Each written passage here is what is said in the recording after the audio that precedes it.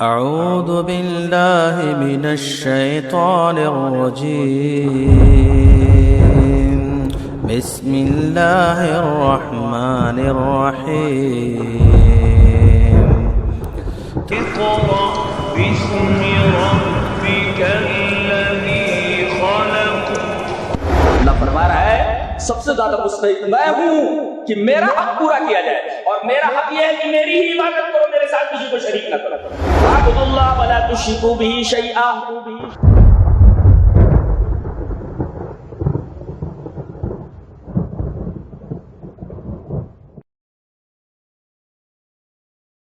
وبالوالدین احسانا.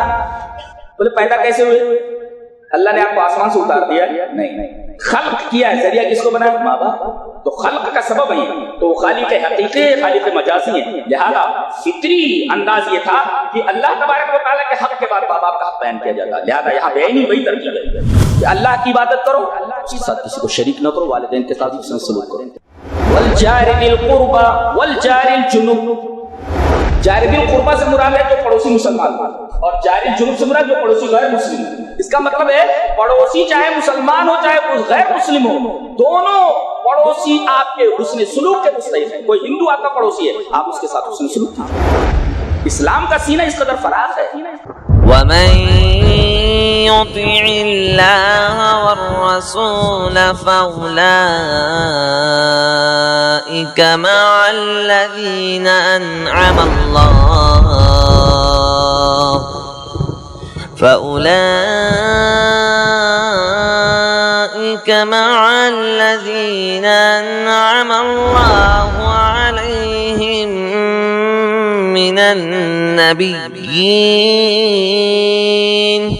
أنعم الله عليهم من النبيين والصديقين والشهداء والصالحين وحسن أولئك رفيقا. ذلك الفضل من الله وكفى بالله عليما. السلام علیکم ورحمۃ اللہ وبرکاتہ. بسم اللہ الرحمن الرحیم.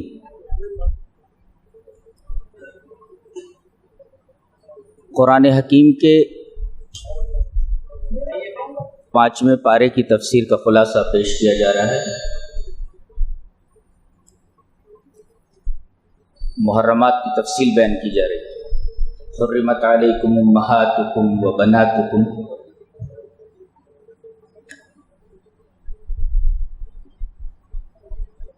سات محرمات بالنسب، نسب سے جو عورتیں حرام ہوتی ہیں وہ سات. ماں ہے، بیٹی ہے، بہن ہے، بھانجی ہے وغیرہ. تو 7 محرمات بالنسب اور 7 محرمات بالرضاع ہیں. یعنی ما یحرم بالنسب یحرم بالرضاع. جتنی عورتیں نسب سے حرام ہوتی ہیں اتنی ہی رضاعت سے، یعنی دودھ پینے کی وجہ سے. اور 4 رشتے سسرالی ہیں، اس کو کہتے ہیں محرمات بالسجر. صاد ہے رے، محرمات بالسجر. تو 7 ہیں محرمات بالنسب اور 7 ہیں محرمات بالرضاع اور 4 ہیں محرمات بالسحر. کتنے ہو گئے؟ 7 7 14 اور 4 18. اور حدیث میں 2 اور ہے. جورو کے ساتھ اس کی پھوپھی کو جمع نہیں کر سکتا، یعنی بیوی کے ساتھ اس کی پھوپھی کے ساتھ شادی نہیں کر سکتا، اور جورو کے ساتھ اس کی خالہ کو جمع نہیں کر سکتا. کتنے ہوئے؟ 18 تو 20. اور جس عورت کی شادی ہو گئی ہو اس سے شادی نہیں کر سکتی. والمحصنات من النساء، وہ عورتیں جو محصنہ ہیں یعنی جن کی شادی ہو گئی ہے. پتہ یہ چلا کہ ایک مرد کے لیے تو 4 عورتیں جائز ہیں، مگر یہ والمحصنات من النساء سے معلوم ہوا کہ جن عورتوں کی شادی ہو گئی ہے ان سے آپ شادی نہیں کر سکتے، وہ ایک ہی مرد کے حبال عقد میں رہے گی، اس سے کوئی دوسرا آدمی شادی نہیں کر سکتا تا کہ وہ اسے طلاق دے دے۔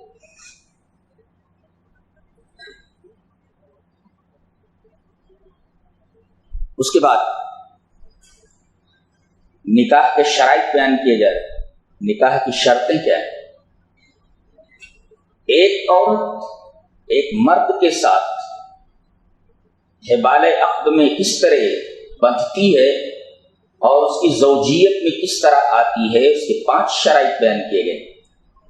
پہلی شرط مہر، دوسری شرط ایجاب و قبول، دونوں راضی ہوں، لڑکی بھی راضی ہو اور لڑکا بھی راضی ہو۔ اگر لڑکی راضی نہیں ہے، زبردستی ولی نے اس کی شادی کر دی تو لڑکی کو فسخ کا اختیار ہے، لڑکی اس نکاح کو فسخ کر سکتی ہے، اسے اختیار ہے، قاضی کے ذریعے اس نکاح کو فسخ کر دے، پنچوں کے ذریعے اس نکاح کو فسخ کر دے۔ تو ایک شرط ہے مہر، دوسری شرط ہے ایجاب و قبول، دونوں راضی ہیں، اور تیسری شرط ہے دائمی قبضہ، ابھی بتا رہا ہوں نا، دائمی قبضہ، اور چوتھی شرط ہے گواہ، اور 5ویں شرط ہے ولایت۔ یہ 5 چیزیں قرآن حکیم سے ثابت ہیں۔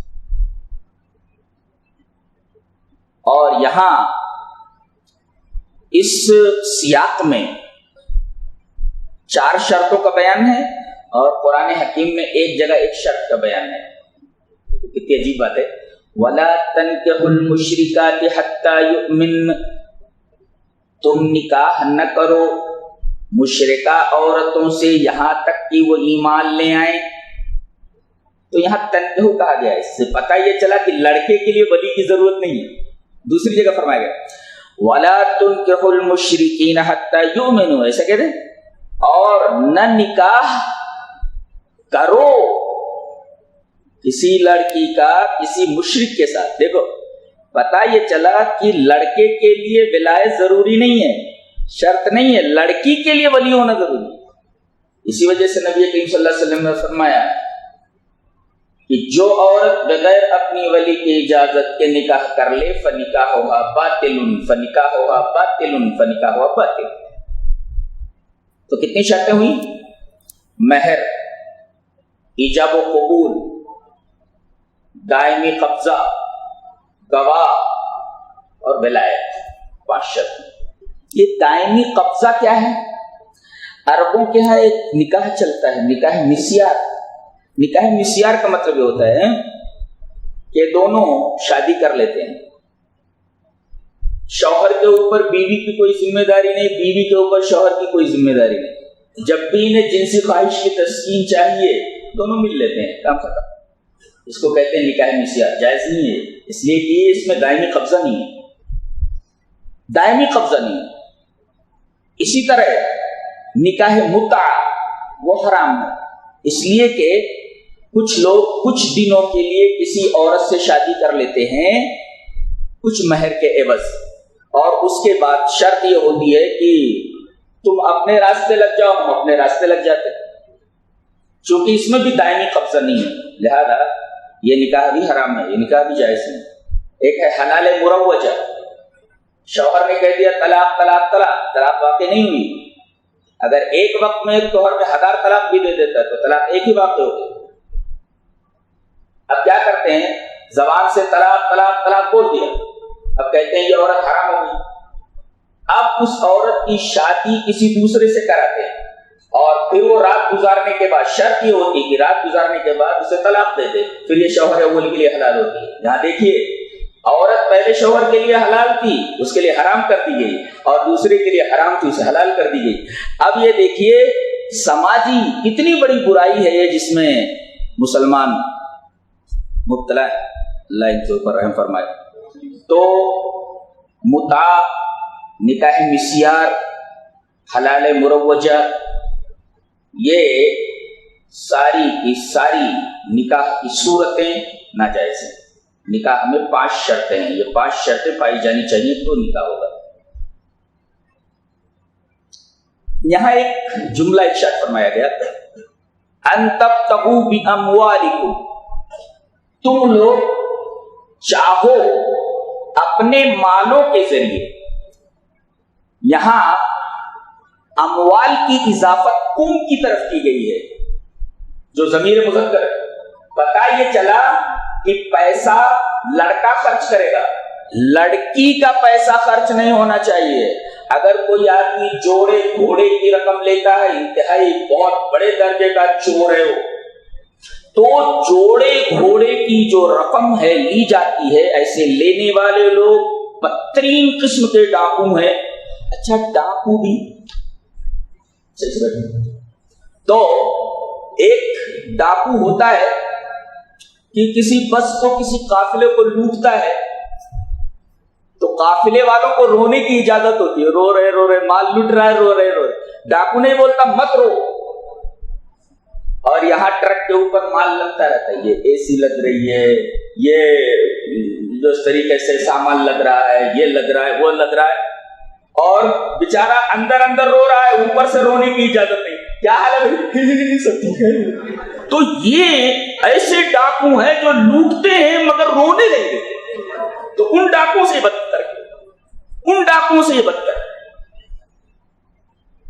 تو ان تبتغوا باموالکم، تم لوگ چاہو اپنے مالوں کے ذریعے. تم ضمیر مذکر ہے جس سے جوڑے گھوڑے اور جہیز کی ہر قسم کا رد ہوا. جہیز نہیں لے سکتے آپ. اور اس کے بعد ولا متخذات اخدان، ایک جملہ کہا گیا کہ چوری چھپے آشنائیاں کرنے والی نہ ہو. یعنی یہاں گرل فرینڈ بنانا اور بوائے فرینڈ بنانا یہ بھی جائز نہیں ہے اسلام کی روشنی میں. وہ میری گرل فرینڈ ہے، وہ میرا بوائے فرینڈ ہے، یہ سب نہیں چلتا اسلام میں. ولا متخذات اخدان، چوری چھپے آشنائیاں کرنے والیاں نہ ہوں، یہ بھی بتا دیا.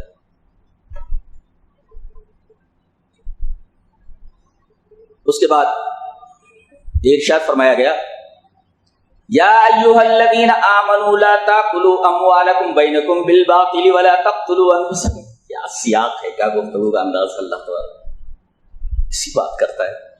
دیکھو کہا گیا کہ تم اپنے درمیان اپنے مالوں کو باطل طریقے سے مت کھاؤ. ارے بھائی گفتگو ہو رہی ہے نکاح کی، گفتگو ہو رہی ہے کہ کون کون سی عورتیں حرام ہیں، یہ بیچ میں یہ بات کیوں لے آئے گی کہ تم اپنے مالوں کو اپنے درمیان باطل طریقے سے مت کھاؤ؟ یہ کیوں لایا گیا؟ سیاق دوسرا ہے اور یہ دوسری بات یہاں داخل کر دی گئی. جواب اس کا یہ ہے کہ کبھی کبھی ایسا ہوتا ہے بدگمانی کی وجہ سے، بدزنی کی وجہ سے، بدمزگی کی وجہ سے، آپسی ناچاقی کی وجہ سے، طمع فاسد کی وجہ سے. طمع فاسد کا مطلب بیجا لالچ. کبھی شوہر اپنی بیوی کو جلا دیتا ہے، مار دیتا ہے. مغرب میں بہت ہے، مغرب ممالک بیوی کا انشورنس سے بیوی کو مار دیا جاتا ہے، شوہر کا انشورنس سے ذرا موٹے ٹائپ کا تو اس کو مار دیا جاتا ہے. تو نکاح کے سیاق میں اس کو اس وجہ سے لایا گیا تاکہ خبردار کر دیا جائے کہ کوئی بیجا لالچ کی وجہ سے اپنے شوہر کو قتل نہ کرے اور کوئی شوہر اپنی بیوی کو بدمزگی کی وجہ سے کسی لالچ کی وجہ سے قتل نہ کرے. اس وجہ سے لایا گیا بیچ. اور اس کے بعد فرمایا گیا وَلَا تَقْتُلُوا أَنفُسَكُمْ، اپنے آپ کو قتل مت کرو. تو ایک مسئلہ تو یہ معلوم ہے کہ خودکشی حرام ہے، خودکشی حرام. اور دوسرا مسئلہ یہ معلوم ہوا کہ پہلے جب شوہر مر جاتا تھا تو مرے ہوئے آدمی کو جلا تو دیا جاتا تھا، ساتھ میں اس عورت کو بھی جینے کا حق نہیں ہوتا تھا اور یہ بھی راضی ہو جاتی تھی کہ میں جل جاؤں گی، اس کے ساتھ مر جاؤں گی، جس کو ستی کی رسم کہا جاتا ہے. تو وَلَا تَقْتُلُوا أَنفُسَكُمْ، تو مر گیا اس کو جانے دو. یہ عورت بھی اس کے ساتھ جل کر کے مر جاتی. تو وَلَا تَقْتُلُوا أَنفُسَكُمْ، اپنے آپ کو قتل مت کرو، خودکشی مت کرو.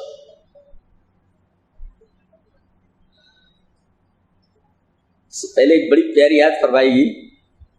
قرآن حکیم کا انداز اتنا لطیف ہے کہ میں تو عربی کا اسٹوڈنٹ ہوں، عربی کے طالب علم جانتا ہوں. کہا گیا خلق الانسان ضعیفا، انسان بڑا کمزور پیدا کیا گیا ہے. میں حیران تھا کہ یہاں کون کون سی عورتیں حرام ہیں ان کا بیان ہے، پھر نکاح کے شرائط بیان کیے جا رہے ہیں، پھر گرل فرینڈ اور بوائے فرینڈ کا مسئلہ آیا وغیرہ وغیرہ. یہ بیچ میں یہ کیوں کہا جا رہا ہے خلق الانسان ضعیفا، انسان کمزور پیدا کیا گیا ہے؟ تمام معاملوں میں اپنے آپ کو وہ کنٹرول کر سکتا ہے، عورت کے معاملے میں اپنے آپ کو کنٹرول کرنا بہت مشکل ہے. اس وجہ سے قرآن حکیم نے کہا خلق الانسان ضعیفا. اس سے آپ دیکھ رہے ہیں آپ کتنی دور سے بات کرتا ہے، کیا اعلیٰ انداز سے بات کرنے کا، کیا ٹاپ لیول سے بات کرتا ہے. ایسی کتاب دنیا میں موجود نہیں ہے، یاد رکھو جی. اسی وجہ سے مجھے اس کتاب سے بے حد محبت ہے، بے حد محبت ہے اس کتاب سے جی. خلق الانسان ضعیفا بات ہے. اس کے بعد فرمایا گیا وَلَا تَتَمَنَّوْا مَا فَضَّلَ اللَّهُ بِهِ بَعْضَكُمْ عَلَىٰ بَعْضٍ لِلرِّجَالِ نَصِيبٌ مِّمَّا اكْتَسَبُوا وَلِلنِّسَاءِ نَصِيبٌ مِّمَّا اكْتَسَبْنَ وَاسْأَلُوا اللَّهَ مِن فَضْلِهِ. اب یہ فرمایا جا رہا ہے کہ کسی آدمی کے پاس مال ہے، ایک آدمی کے پاس نہیں ہے، تو اس کے دل میں دو باتیں آتی ہیں. کیا وہ مال مجھے مل جائے، جائز نہیں. وہ سارا مال مجھے مل جائے، یہ تمنا ہی جائز نہیں. اس کی بیوی بہت خوبصورت ہے، بیوی اس کی نکاح میں ہے، اس کی عورت مجھے مل جائے، تمنا جائز ہے؟ حرام ہے، یہ ناجائز ہے. والا اس لیے کہ اللہ تبارک و تعالیٰ نے اس کی تقدیر میں لکھ رکھا تھا، اس کو دولت ملی، اس کو عورت ملی. اگر تم ایسی تمنا کرتے کوئی چیز مجھے مل جائے، یہ اللہ تبارک و تعالیٰ کی تقدیر کے اوپر مطمئن نہ ہونے کی دلیل ہے. اللہ کی تقدیر پر مطمئن اور راضی نہ ہونے کی دلیل ہے. اور ہمیں اللہ تبارک و تعالیٰ کی تقدیر پر راضی ہونے کا حکم دیا گیا ہے. اور آدمی اللہ تبارک و تعالیٰ کی تقدیر پر اپنی رضامندی کا اظہار نہیں کرتا اگر اس طریقے کی حرکت کرتا ہے. اور دوسری خواہش کیا پیدا ہوتی ہے؟ ارے اس کے پاس جو مال ہے، اس کے پاس جو یہ نعمت ہے وہ زائل ہو جائے. یہ حسد ہے، حسد بھی جائز نہیں. تو زوال نعمت کی تمنا، کسی کے پاس اللہ تعالیٰ نے نعمت دے رکھی ہے، اگر زوال کی تمنا کرتا ہے تو یہ حسد ہے، یہ نعمت اس کے پاس سے ختم ہو جائے، حرام ہے یہ. اور اللہ نے اس کو جو نعمت دے رکھی ہے تمنا یہ کرے کہ وہ ساری میری ہو جائے، یہ تمنا بھی جائز نہیں. اس لیے کہ یہ خواہش اور اس طریقے کی سوچ اور اس طریقے کی فکر اللہ تبارک و تعالیٰ کی تقدیر پر عدم رضا کی دلیل ہے، راضی نہیں ہوئے گی. اب کہا جا رہا ہے اس صورت ہے وَاسْأَلُوا اللَّهَ مِن فَضْلِهِ، اللہ تبارک و تعالیٰ کا فضل تم چاہو، تو اللہ کا فضل ہے، جسے چاہتا ہے عطا کرتا ہے. اس کے بعد یہ بیان کیا جا رہا ہے ان تجتنبوا کبائر ما تنہون عنہ نکفر عنکم سیئاتکم. فرمایا گیا کہ گناہ دو طریقے کے ہوتے ہیں، ایک گناہ کبیرہ، ایک گناہ صغیرہ. اب گناہ صغیرہ کسے کہتے ہیں، گناہ کبیرہ کسے کہتے ہیں؟ بڑا گناہ کیا، چھوٹا گناہ کیا؟ اگر بڑا گناہ سمجھ دو تو چھوٹا گناہ اس کے علاوہ ہے، وہ سمجھ میں آ جائے گا. کوئی ایسا گناہ جس پر کوئی حد ہو شریعت میں، جیسے چور اگر چوری کرے تو حد مقرر ہے، اس کا ہاتھ کاٹ دیا جائے، تو شریعت کی طرف سے حد اگر مقرر ہے تو وہ گناہ کبیرہ. شرابی ہے، کوڑے لگائے جائیں. اگر کسی کو اوپر تہمت لگاتا ہے تو اس کو کوڑے لگائے جائیں. زنا کرتا ہے تو رجم کر دیا جائے، اور غیر شادی شدہ ہے تو کوڑے لگائے جائیں. تو جن گناہوں کے اوپر حد مقرر ہے گناہ کبیرہ. دوسرے جس گناہ کے اوپر جہنم کی وعید ہے، کرے گا تو جہنم میں جائے گا، یہ گناہ کبیرہ ہے. اور جس گناہ کے اوپر لعنت کی گئی ہے کہ اگر تم یہ کرو گے تو اس کے اوپر اللہ کی لعنت ہے، فرشتوں کی لعنت ہے، یا کس کی لعنت ہے؟ لعنت کرنے والوں کی لعنت ہے. تو جس گناہ کے اوپر لعنت کی گئی ہو وہ گناہ کبیرہ. اس کے علاوہ جتنے گناہ ہیں سب گناہ صغیرہ.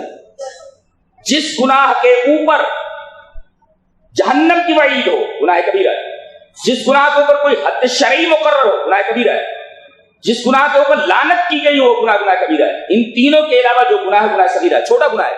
لیکن یاد رکھو کہ بڑا گناہ انگارہ ہے آگ کا، اور چھوٹا گناہ چنگاری ہے. آپ کو معلوم ہے کہ بہت ساری چنگاریاں مل جائیں تو انگارہ بن جاتی ہے. لہذا آدمی جہاں بڑے بڑے گناہوں سے بچے وہیں چھوٹے چھوٹے گناہوں سے بھی اجتناب کرنا چاہیے، بچنا چاہیے اسے.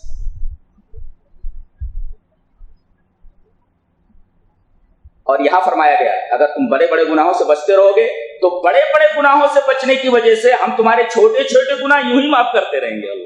یہ اللہ تبارک و تعالیٰ کی رحمت ہے. بڑے بڑے گناہوں سے بچو تو چھوٹے چھوٹے گناہ خود بخود معاف ہو جاتے ہیں. اس کے بعد فرمایا گیا الرجال قوامون علی النساء، مرد عورتوں کے پرووائڈر ہیں، سسٹینر، حاکم نہیں. حاکم نہیں، حاکم اس کا ترجمہ ہوتا ہی نہیں. قوام کا مطلب ہوتا بہت زیادہ نگرانی کرنے والا. شوہر اپنی بیوی کی نگرانی کرے، اسی طریقے سے نان نفقہ سکنا اس کے لیے مہیا کرے، اس کو سسٹین کرے، ہر چیز پرووائڈ کرے اس کے لیے، اس کو کہتے قوام. اس کے انڈر میں رہے. اور میں یہ کہتا ہوں کہ اگر عورت کو کسی مرد کے انڈر میں دے دیا گیا تو یہ اس کی توہین نہیں ہے، اس لیے کہ قرآن حکیم نے کہا کہ بعضهم من بعض، یہ عورت مرد کا حصہ ہے. یہ کہہ دیا گیا وہاں مرد کا حصہ. اب بتائیے کوئی یہ کہے کہ سر بالمقابل ہاتھ کے زیادہ اہم ہے تو کیا ہاتھ کی قدر و قیمت گھٹ گئی؟ بالکل نہیں.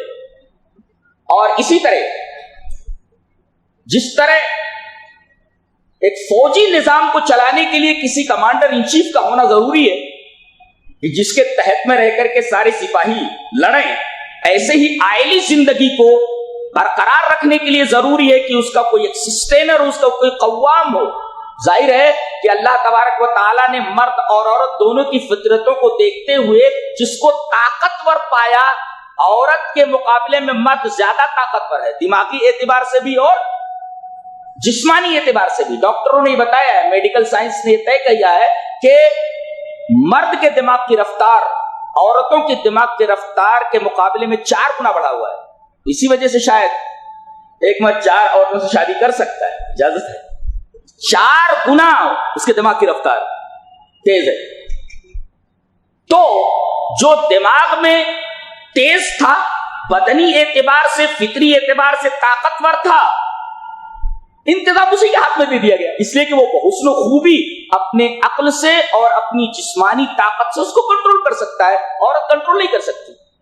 لہذا جو جس لائق تھا فطری اعتبار سے اسی کو وہ عہدہ دے دیا گیا. اسی وجہ سے مردوں کو عورتوں کے اوپر قوام بنایا گیا.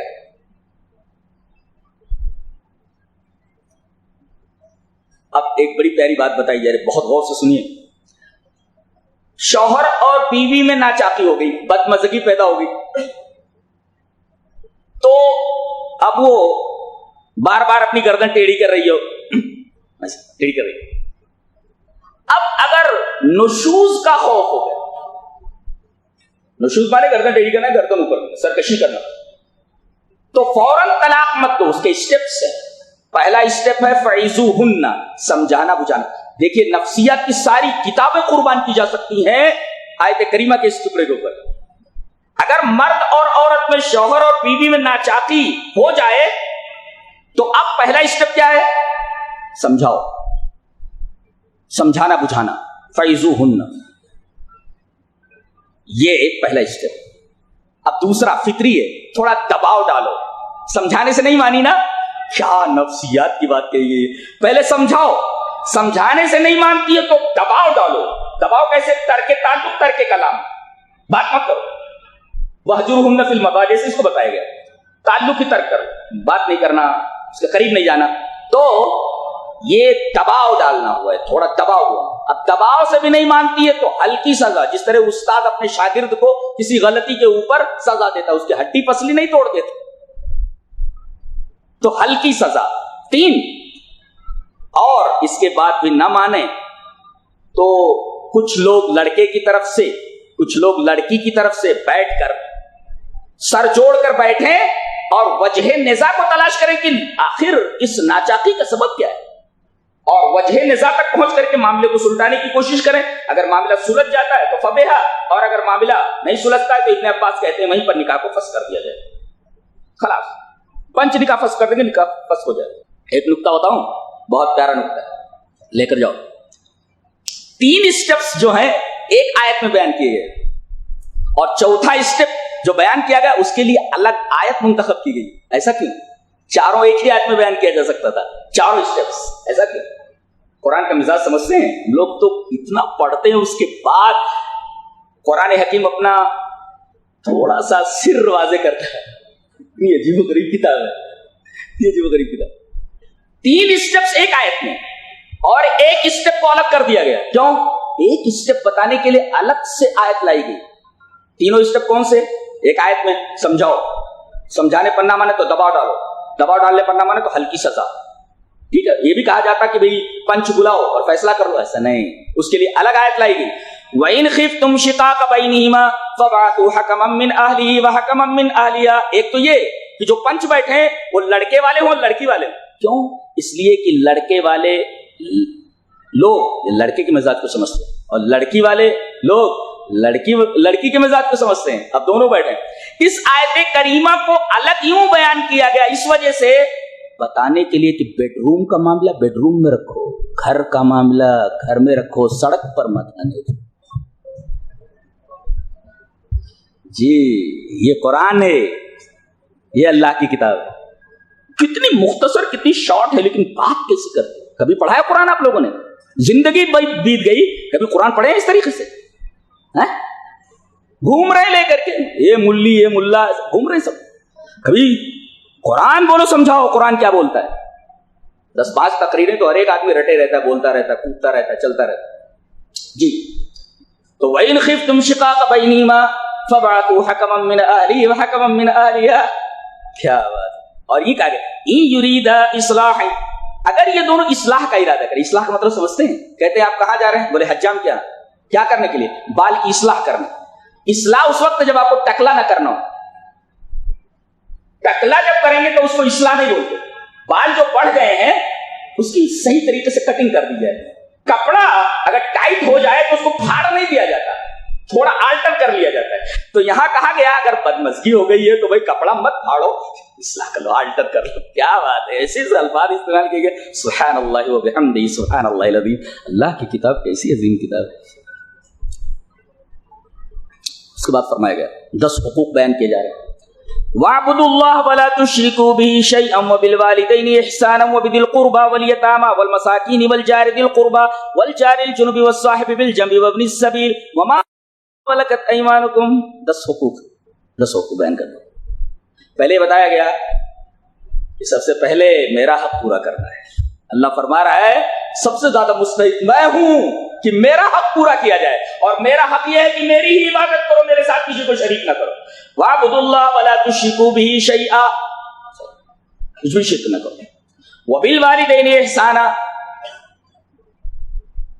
بولے پیدا کیسے ہوئے؟ اللہ نے آپ کو آسمان سے اتار دیا؟ نہیں، خلق کیا ہے. ذریعہ کس کو بنایا؟ ماں باپ کو. تو خلق کا سبب ہے، تو خالق حقیقی خالق مجازی ہیں. لہذا فطری انداز یہ تھا کہ اللہ تبارک و تعالیٰ کے حق کے بعد ماں باپ کا حق بیان کیا جاتا. لہذا یہاں بے نہیں وہی ترتیب ہے کہ اللہ کی عبادت کرو، اس کے ساتھ کسی کو شریک نہ کرو، والدین کے ساتھ حسن سلوک کرو،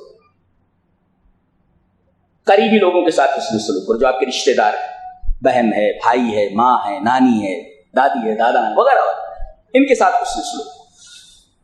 والیتاما، یتیموں کے ساتھ، مسکینوں کے ساتھ. اس کے بعد ایک آ جائے والجار ذی القربى والجار الجنب. جار ذی القربى سے مراد ہے جو پڑوسی مسلمان ہو، اور جار الجنب سے مراد جو پڑوسی غیر مسلم ہو. اس کا مطلب ہے پڑوسی چاہے مسلمان ہو چاہے غیر مسلم ہو، دونوں پڑوسی آپ کے حسن سلوک کے مستحق ہیں. کوئی ہندو آپ کا پڑوسی ہے، آپ اس کے ساتھ حسن سلوک کیجیے. اسلام کا سینہ اس قدر فراخ ہے، وہ کیا جانے ٹیرر کس کو بولتے ہیں, ٹیررسٹ. وہ جو ٹیررسٹ ہیں وہ جانے وہ کون سا اسلام مانتے ہیں, مجھے معلوم ہے جی. تو اگر پڑوسی غیر مسلم ہو وہ بھی آپ کے حسن سلوک کا مستحق ہے. اور ایک بات ہے, پڑوسیوں کی 3 قسمیں. پڑوسی اگر غیر مسلم ہے تو 1 حق, حق جوار.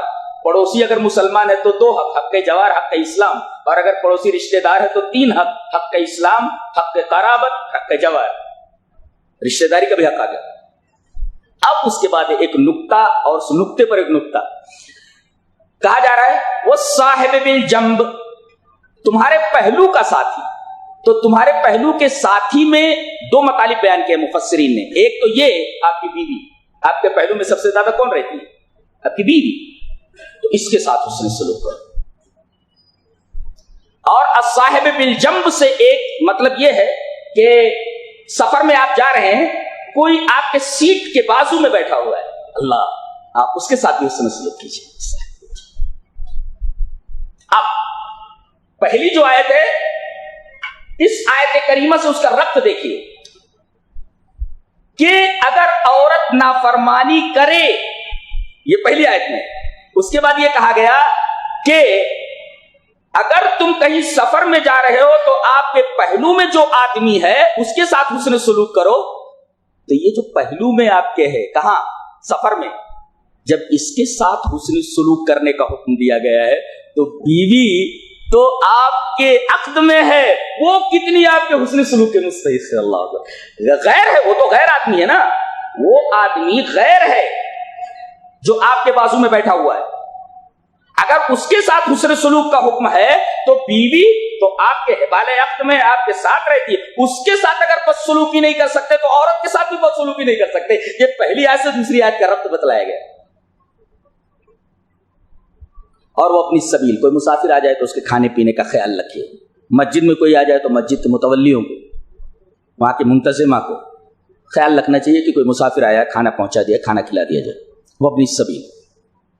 وما ملکت ایمانکم, اور جو تمہارے ماتحت آپ کے جو ورکرز ہیں ان کے ساتھ آپ حسن سلوک کیجئے. ان کے ساتھ حسن سلوک کریں گے تو آپ کا کاروبار چلے گا, ان کے ساتھ آپ بدسلوکی کریں گے کاروبار کافی متاثر ہو سکتا ہے. کیا بات کہی گئی, اللہ اکبر. تو یہ 10 حقوق بیان کیے گئے ہیں, اور ان 10 حقوق میں سب سے پہلا حق اللہ تبارک و تعالیٰ کا ہے. اس کے بعد نوجوانوں کے لیے, اب بڈھوں کے لیے بھی ہے. تو پہلے ان الذين كفروا بآياتنا سوف نصليهم نارا كلما نضجت جلودهم بدلناهم جلودا غيرها ليذوقوا العذاب.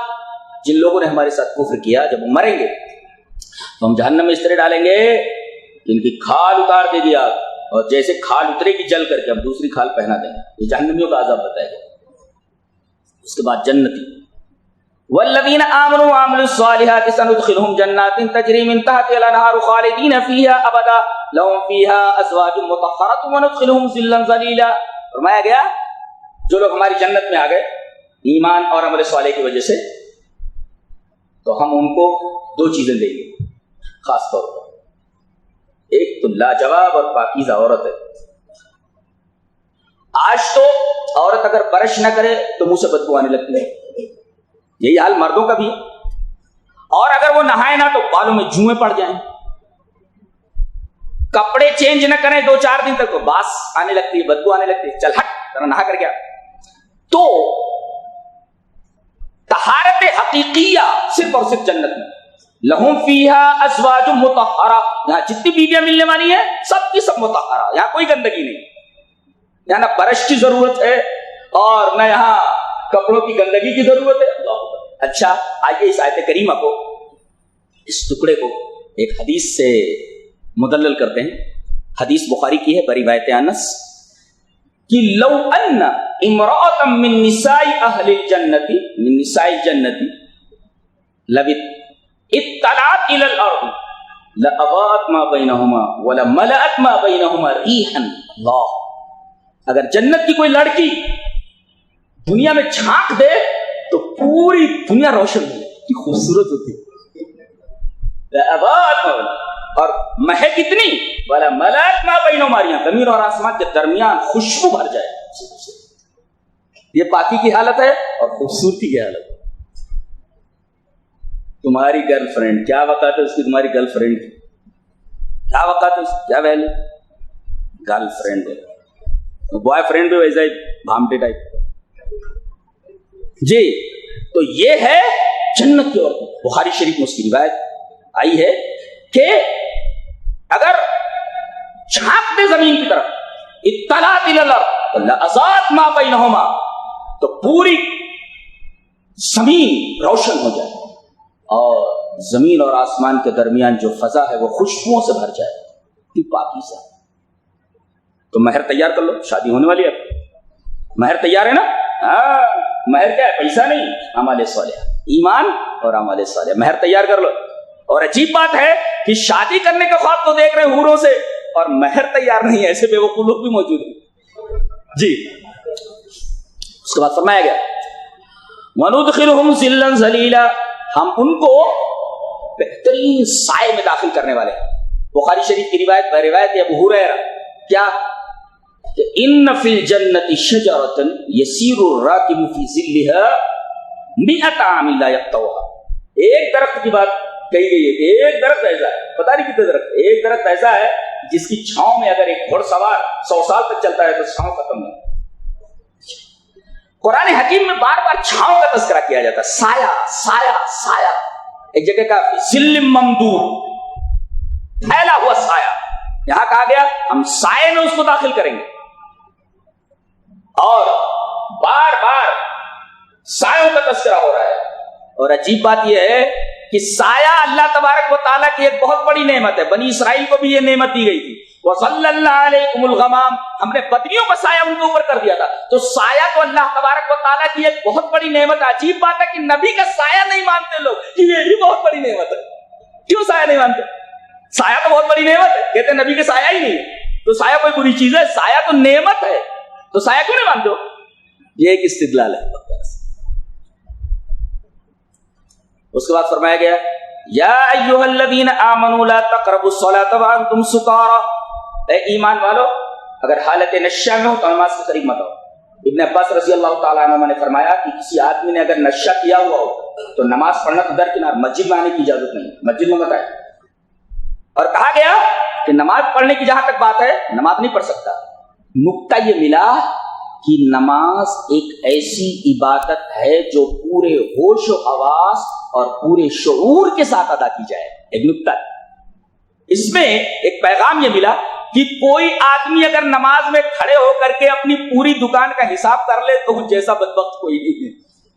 دکان کا حساب, ارے بھائی چلو شریعت کا کوئی مسئلہ ہے آپ حل کر رہے ہیں, نماز میں اگر آ گیا اس کی بات الگ ہے. حضرت عمر رضی اللہ تعالیٰ نے اس طریقے کے حساب کر لیا کرتے تھے.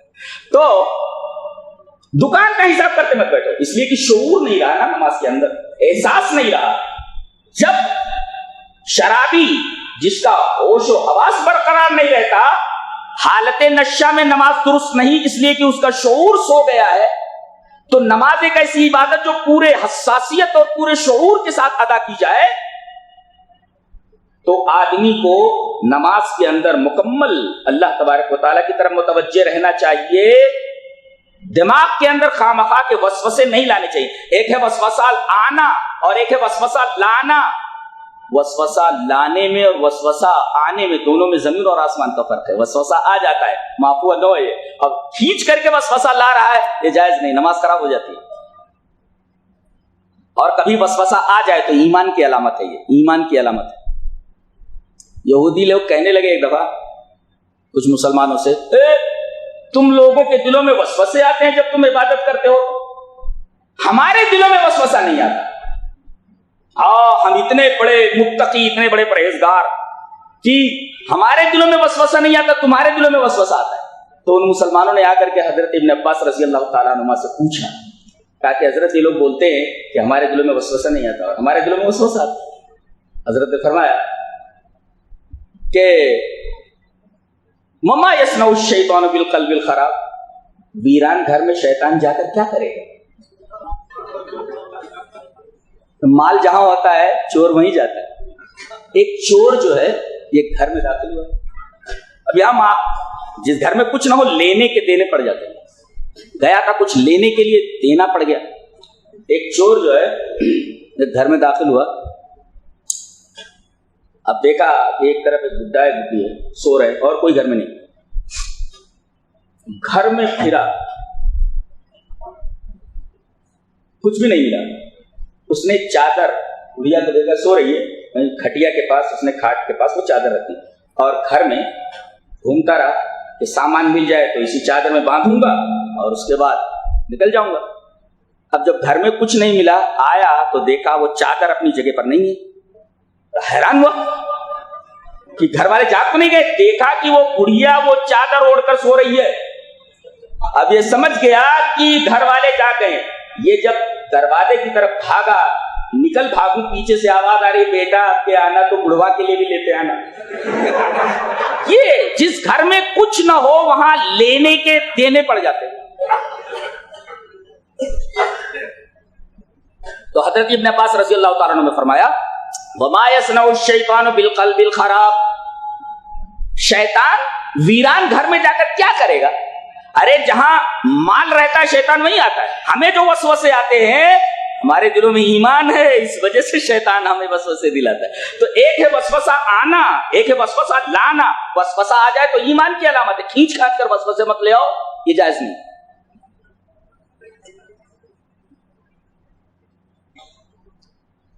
اس کے بعد یہ فرمایا گیا کہ اگر پانی نہ ملے تو تیمم کر لو. جیسے آدمی جنوبی ہے, جیسے حدث اصغر یعنی پیشاب پاخانے کے لیے گئے, اس کے بعد آپ کو وضو کرنا ہے.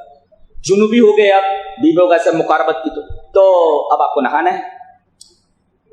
تو اگر آدمی ایسا مریض ہے کہ اگر وہ پانی سے نہا لے تو پانی کے نہانے سے اس کا مرض بڑھ جائے گا, تو تیمم کر لو, یہ آسانی. اچھا, اور پانی نہ ملے, سفر میں ہے, تو جب بھی پانی نہ ملے آدمی تیمم کر. تیمم کا طریقہ کیا بتائے گا؟ پہلے نیت, غور سے سنیے اس کو. تیمم کیا کیسے جاتا ہے؟ پاک مٹی رکھ لی, نیت تیمم زبان سے کہنے کی ضرورت نہیں, اس لیے کہ نیت کا محل قلب, دل, زبان سے نیت کی ضرورت ہے. نیت کر لیا اس نے ایک. دوسرے دونوں ہاتھوں کو پاک مٹی کے اوپر مارا, دو.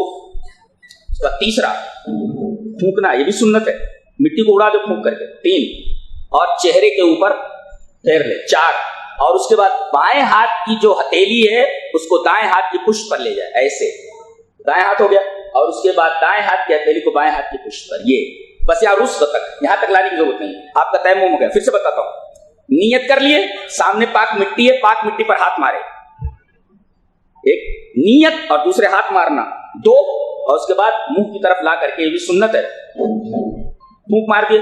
اس کے بعد چہرے پر, اور اس کے بعد ایسے اور ایسے. بعض لوگ ناک میں ایسے ڈال لیتے ہیں, کیا ناک میں ڈالنا بولتے ہیں؟ ہاں, تو پانی تھوڑی ہے ناک میں ڈالنا ہے. تو اس طریقے سے آپ کا تیمم ہو گیا. اب آپ نماز پڑھ سکتے ہیں, اور اسی طریقے سے آپ کو کوئی اور ایسا کام کرنا ہے جس کے لیے طہارت کی ضرورت ہے, آپ کر سکتے ہیں. اس کے بعد یہ فرمایا گیا الم تر الی الذین اوتوا نصیبا من الکتاب یؤمنون بالجبت والطاغوت. یہ یہودی لوگ جنہیں کتاب کا ایک حصہ دیا گیا ہے, یہ لوگ جبت کے اوپر ایمان رکھتے ہیں. جبت کی تفسیر ابن عباس نے کی ہے الساحر سے, جسے ہم لوگ سپرسٹیشنز بولتے ہیں. سپرسٹیشنز, اوہام. جیسے بلی راستہ کاٹ گئی, ارے بعض لوگ تو ایسے ہیں کار واپس لے جاتے ہیں. بلی ارے بھائی بلی کو اس طرف سے اس طرف جانا ہے تو کدھر سے جائے گی؟ اڑ کر جائے گی تو راستہ پار کرے گی. بلی کو اس طرف سے اس طرف جانا ہے بلی کو تو کدھر جائے گی؟ اچھا, بلی اگر راستہ کاٹ جائے تو کوئی انہونی ہو جانے والی ہے, کتا راستہ کاٹ جائے تو کوئی نہیں بتاتا یہ کیا ہونے والا ہے. تو اس کو سپرسٹیشنز کہتے ہیں. اچھا, کبھی کبھی ایسا ہوتا ہے کہ بلی راستہ کاٹ گئی, لوگ بتاتے ہیں کہ آگے چل کر کے حادثہ ہو گیا, وہ قدر میں تھا, بلی کے راستہ کاٹنے کی وجہ سے نہیں ہوا, وہ قدر تھا. اور کبھی کبھی ایسا ہوتا ہے کہ diversion of mind. Diversion of mind کا مطلب یہ ہوتا ہے کہ آدمی کے ذہن میں یار بلی راستہ کاٹ گئی, بلی راستہ کاٹ گئی, بلی راستہ کاٹ گئی, کچھ ہونے والا کچھ ہونے والا ہے, اسٹیئرنگ سے ہاتھ ادھر ادھر ہو گیا, حادثہ ہو گیا. اس کو کہتے ہیں ڈائیورشن آف مائنڈ. حقیقت میں ایسا نہیں ہوا ہے, بلکہ یہ قدر میں تھا اور ڈائیورشن آف مائنڈ کی وجہ سے ایسا ہوا. بلی کے راستہ کاٹنے سے کچھ نہیں ہوتا. کچھ لوگ کہہ رہے ہیں دائیں ہاتھ کی ہتھیلی میں کھجلی ہو رہی ہے, کچھ مال آنے والا ہے, دیجیے بائیں ہاتھ کی ہتھیلی میں کھجلی ہو رہی ہے, کچھ مال جانے والا ہے. کوے ماموں, وہ بچے ہوتے کوے مارے ماموں, یہ گندگی کھانے والا ماموں کیسے ہو گیا؟ وہ کہتے ہیں کوے ماموں گھر کے مڈیر کے اوپر بول رہے ہیں کچھ مہمان آنے والے ہیں, یہ سب سپرسٹیشنز ہیں, سپرسٹیشنز. ان کا اسلام میں کوئی تصور نہیں, ان اوہام سے اسلام کا کوئی تعلق نہیں, سب اوہام ہے. اسلام تو یقینیات کو مانتا ہے, یقین. اس کے بعد سفر کا مسئلہ بیان کیا جاتا ہے, اس لیے کہ عام طور پر ہم لوگوں کو سفر کے مواقع پیش آتے رہتے ہیں, تو وہ مسئلہ جان لینا ضروری. اس پہ دو رائے ہیں.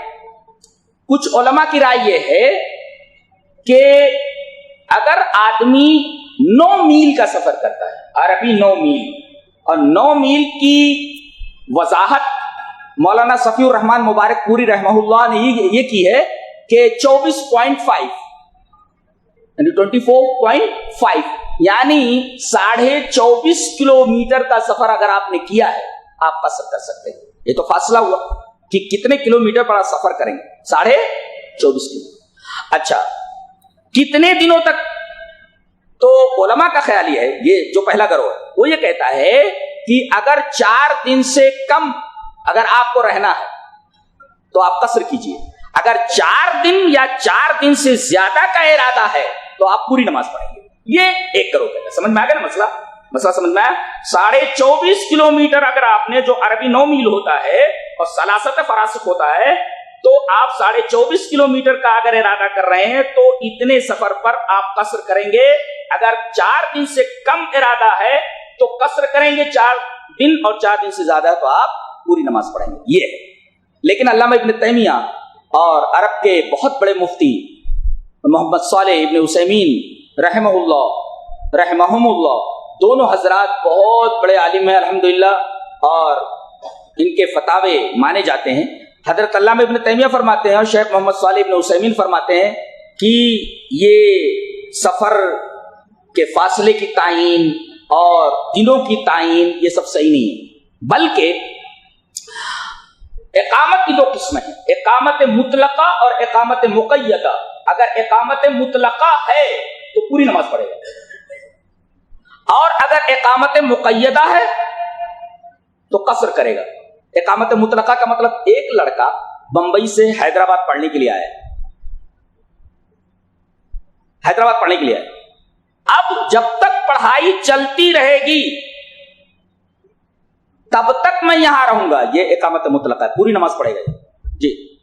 اور ایک اقامت مقیدہ ہے, کوئی بمبئی سے یہاں کسی کاروبار کے تعلق سے آیا ہے, 5 دن میں کام ہو جائے گا, 10 دن میں کام ہو جائے گا, اور کام ہوتے میں یہاں سے نکل جاؤں گا. یہ اقامت مقیدہ جب تک رہے, 1 مہینہ بھی رہے, 1.5 مہینہ بھی رہے, تب تک قصری کرتا رہے گا. یہ ایک قاعدہ ہے. اگر اقامت مطلقہ ہے تو قصر نہیں کرے گا, پوری نماز پڑھے گا. اور اقامت مقیدہ ہے, آیا اور کام کر کے اسے لوٹنا ہے تو اقامت مقیدہ ہے. شیخ عثیمین یہ کہہ رہے ہیں اس صورت میں چاہے 15 دن ہو 20 دن ہو وہ قصر ہی کرے گا. اور فاصلہ, بولے فاصلہ یہ 24 کلومیٹر 25 کلومیٹر 80 کلومیٹر کوئی مطلب نہیں اس کا, بلکہ عرف میں جس کو عام طور پر ہم سفر کہتے ہیں, اگر وہ سفر عرف میں مانا جاتا ہے تو اسے سفر کہیں گے اور آپ قصر کرنا شروع کر دیں.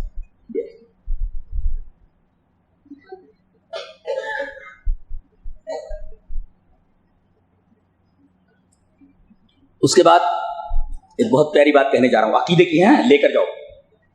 اللہ نے فرمایا ان اللہ لا یغفر ان یشرک به ویغفر ما دون ذلک لمن یشاء ومن یشرک باللہ فقد افترى اثما عظیما. اور عجیب بات تو یہ ہے کہ یہی ٹکڑا ایک جگہ اور لایا گیا, ان اللہ لا یغفر, اسی پارے میں ان اللہ لا یغفر ان یشرک به ویغفر ما دون ذلک لمن یشاء. اس کے بعد ٹکڑا کیا ہے, ومن یشرک باللہ فقد ضل ضلالا بعیدا.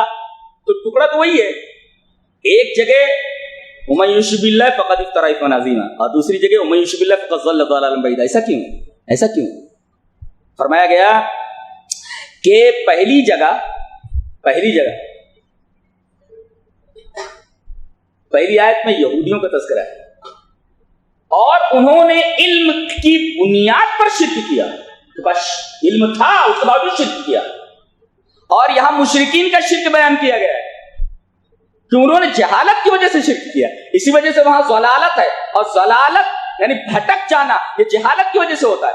آپ کو جانا تھا بمبئی اور آپ بیٹھ گئے لکھنؤ کی گاڑی میں, تو یہ انجانے میں ہوا نا.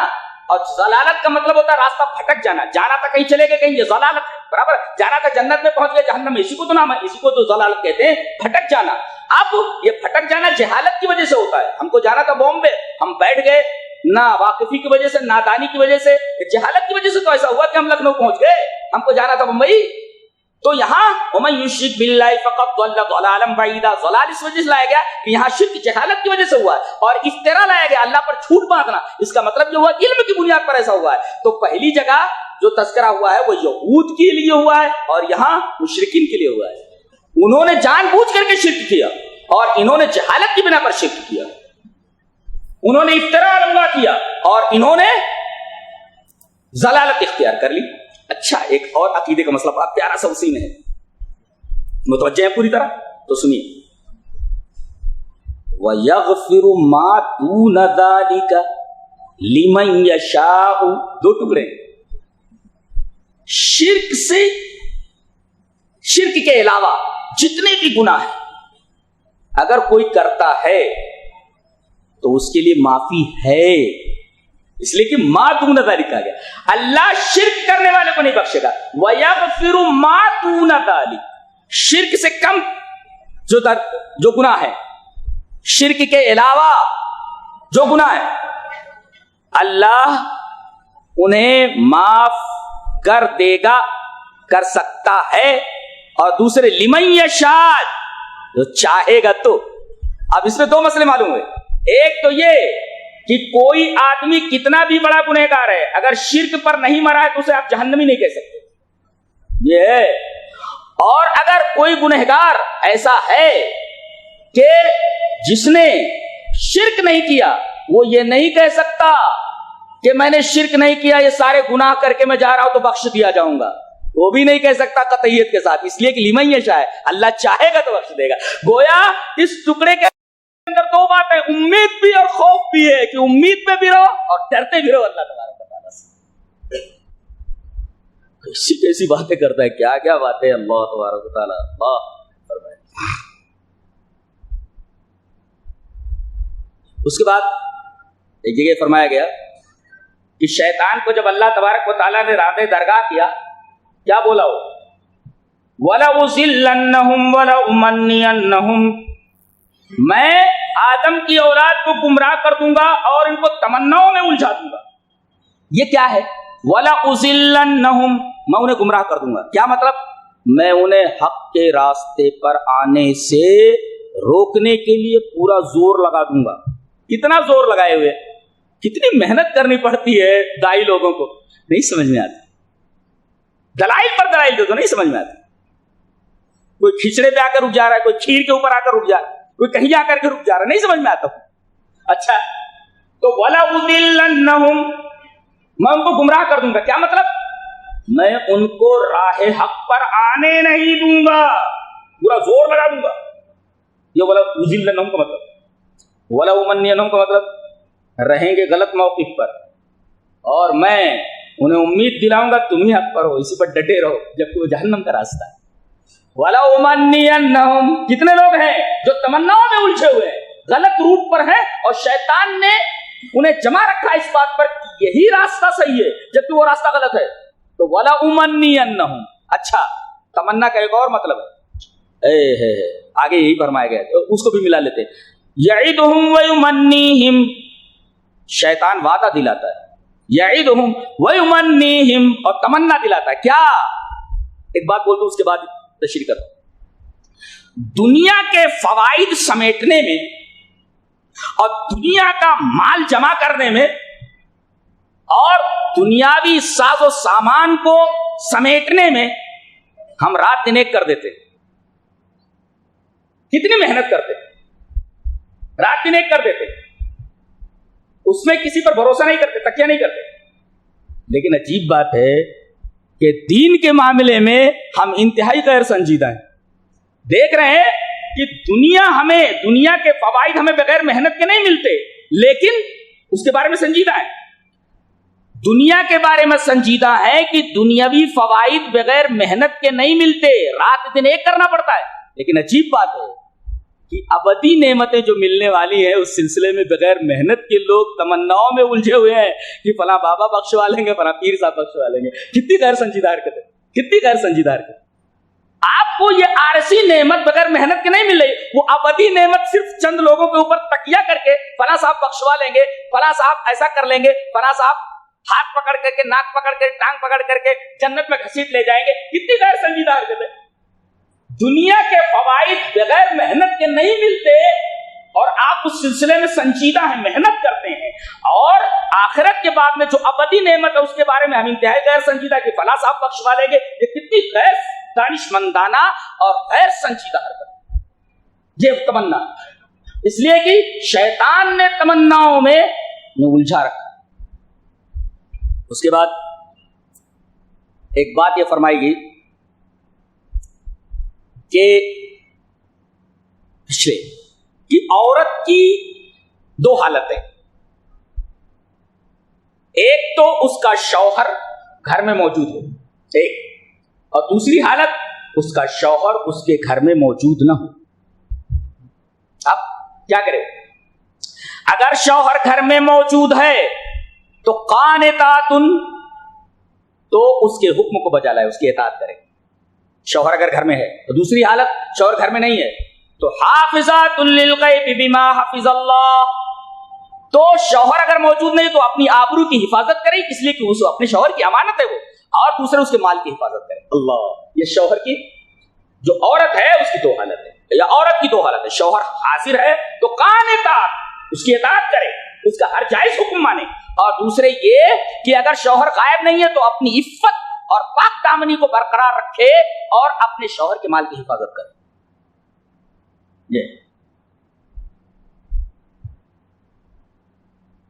اس کے بعد یہ فرمایا گیا یا ایھا الذین آمنوا آمنوا، اے ایمان والو ایمان لے آؤ. ٹھیک ہے، ایمان والو ایمان لے آؤ. ایک حدیث میں ہے یا معشر من آمن بلسانہ ولم يدخل الایمان قلبہ، اے وہ لوگ، اے وہ مسلمانوں جو اپنی زبان سے ایمان لائے ہو اور ابھی ایمان دل میں اترا نہیں. اس کا مطلب جو لوگ زبان سے اسلام لائے ہیں وہ ایمان لے آئے، دل سے ایمان لے آئے. تو اے ایمان والو، اے وہ ایمان والو جو زبان سے ایمان لائے، آمنو، دل سے ایمان لے آؤ. اور دوسرا مطلب اے ایمان والو جو تقلیداً ایمان لائے ہو، تحقیقاً ایمان لے آؤ. تقلیداً ایمان لانے کا کیا مطلب؟ مسلمان گھر میں پیدا ہو گئے، مسلمان ہے، یہ تقلیداً ایمان ہے. تو ان سے کہا جا رہا ہے یہ گھر میں مسلمانوں کے پیدا ہونے سے مسلمان نہیں ہوتا آدمی، تحقیقاً ایمان لاؤ، اسلام کی تحقیق کرو کہ اسلام ہے کیا. تو اے وہ ایمان والو جو مسلمان گھر میں پیدا ہو گئے ہو، تقلیداً ایمان لائے ہو، تو حقیقت میں ایمان لے آؤ. تو یا ایھا الذین آمنوا آمنوا، اے ایمان والو ایمان لے آؤ. یہ دوسرا مطلب ہے. تیسرا مطلب اے ایمان والو جو ایمان تو لائے ہو، اب ایمان کے تقاضوں پر عمل کرو. ایمان جیسا بولتا ہے ویسا کرو، ایمان جیسا بولتا ہے ویسا. تو پہلے ایمان سے مراد ایمان لے آنا، اور دوسرے ایمان سے مراد ایمان کی ڈیمانڈز، اس کی نیڈز، اس کے جو مقتضیات ہیں، اس کے جو متطلبات ہیں، اس کے اوپر عمل کرنا. فرمایا گیا یہ پاکستان اور دیگر ممالک کے لیے لمحہ فکر ہے. اللہ نے فرمایا ایبتغون عندهم العزة فللہ العزة جميعا، یہ لوگ امریکہ کی ٹانگ پکڑ کر کے عزت حاصل کرنا چاہ رہے ہیں. وہ لوگ عزت چاہتے ہیں. فللہ العزة جميعا، عزت تو اللہ کے ہاتھ میں ہے. کسی ملک کے ساتھ ہو کر کے عزت نہیں ملتی ہے. عزت کا فیصلہ اور ذلت کا فیصلہ اوپر سے ہوتا ہے. کیا سبحان اللہ و بحمدہ سبحان اللہ. ایبتغون عندهم العزة، کیا انہیں عزت چاہیے؟ فللہ العزت جميعا، عزت پوری کی پوری اللہ کے پاس ہے. عزت دے ذلت دے، دونوں اسی بات. کوئی کسی کی ٹانگ پکڑ کر کے ساتھ حاصل کر کے عزت حاصل نہیں کر سکتا دنیا میں. عزت اور ذلت مکمل اللہ تبارک و تعالیٰ کا. کیا بات کی. آخری بات یہ کہے گی پارے کے آخر میں، ما یفعل اللہ بعذابکم ان شکرتم وآمنتم وکان اللہ شاکرا علیما۔ اللہ تبارک تعالیٰ کو کیا پڑی ہے کہ تمہیں عذاب دے اگر تم اس کے شکر گزار بندے ہو جاؤ اور ایمان لے آؤ۔ تو ایمان کے ساتھ ساتھ اگر تم شکر گزار بندے بنے رہو تو تمہارے اوپر کوئی عذاب نہیں آئے گا، اللہ تبارک و تعالیٰ اس کی گارنٹی دیتا ہے۔ یہ رہا 5ویں پارے کا خلاصہ۔ اللہ ہمیں نیک عمل اور اچھی سمجھ کی توفیق عطا فرمائے۔ وآخر دعوانا الحمدللہ رب العالمین۔